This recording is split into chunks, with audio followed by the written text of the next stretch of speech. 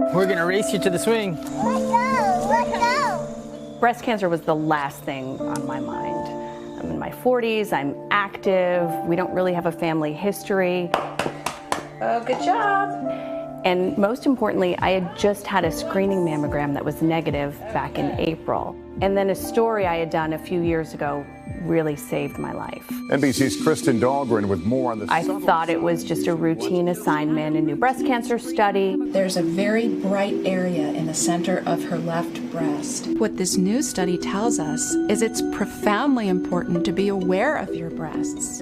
I interviewed this doctor. She talked about women looking for other changes in their breast, a dimple, a dent, any discharge, things like that. And I remember at the time thinking, this story is going to save lives.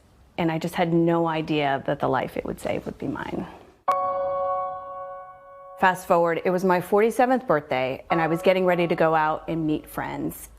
And I noticed sort of a dent in my breast. And I felt something under it, but I wouldn't say it felt like a lump. It was more like a thickening. It just felt different than everywhere else. I thought back to that story, and I knew that I needed to see a doctor.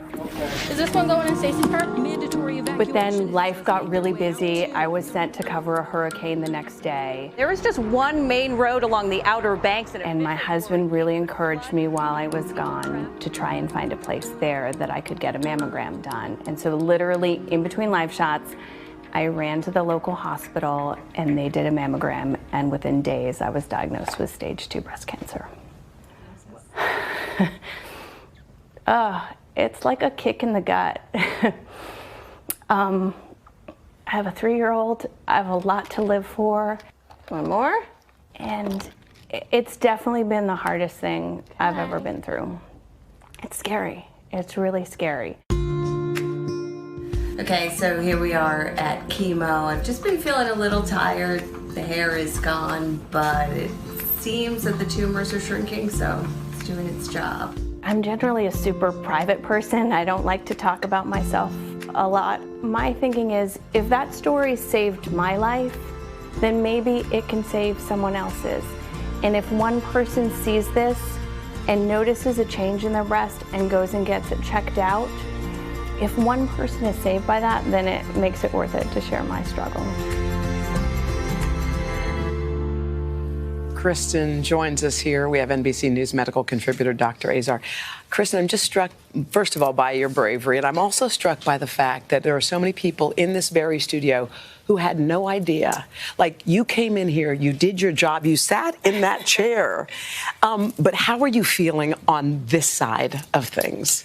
You know, I'm glad that I'm sharing my story. It's something I knew I wanted to do right away. I've been open from the beginning, but like I said, I'm a private person, so I'm not going to go up to somebody and say, hey, I have breast cancer. But I think it's important that we talk about this, because if I hadn't done the story and known what to look for, I think I would have put it off. I had just had a mammogram that said everything was fine.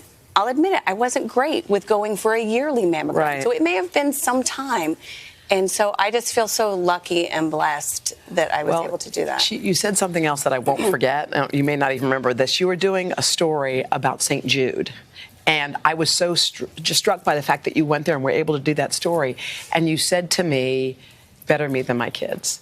That's what you said when you said. Right. And some of you guys know, my stepson has gone through leukemia. So we've seen it from the parent role. And I would much rather go through this than see another one of my kids go through cancer. It's not easy, but a lot of women go through it. Dr. Natalie, in the story there, the mammogram, and we've heard this before, that mammograms don't catch all forms of breast cancer. Right. What do you say to that? I mean, why would a mammogram miss this kind of cancer? Well, look, I mean, the sensitivity of a mammogram overall is about 87%. What is that? I mean, that's a good number, and it's a great screening tool, but that also means that, about 13% of cancers can be missed. A couple of factors can play a role. The breast can be very fatty or very dense. Dense tissue, it's harder to detect cancer on a mammogram. In those situations, if you do have, individualized or personalized risk factors like dense breasts and younger age, more enhanced screening might be indicated with different modalities like MRI and ultrasound. I think what mattered so much too, you had such a great group around you, surrounding you. Your husband, your daughter. I was just looking at those images and thinking that's so key too. It's the only way to make it through this. I have a friend who's a breast cancer survivor who goes to every chemo with me. My parents drive every other week, and they come and stay with us to help out around the house. My husband is an absolute rock, and my friends have been wonderful. And that little girl, your little daughter, wow. She's why I keep going. How are you doing now? How are you feeling? I'm feeling well. I have a long road ahead. I'm still in chemotherapy, and that hasn't been easy. But I'm tired, and I have some other side effects, and then I have surgeries coming up. So it's a long road. But I have the best doctors in the world. They're very optimistic, and so am I. I can tell you are. We're so happy you're here. Thank Kristen, you, Kristen. You did a lot of good this morning. Yes, she sure did. You did a lot of good. Dr. Azar, thank you, too. And we should mention that Kristen wrote this really powerful essay for today.com, and we will encourage you to read it. Thank you, honey.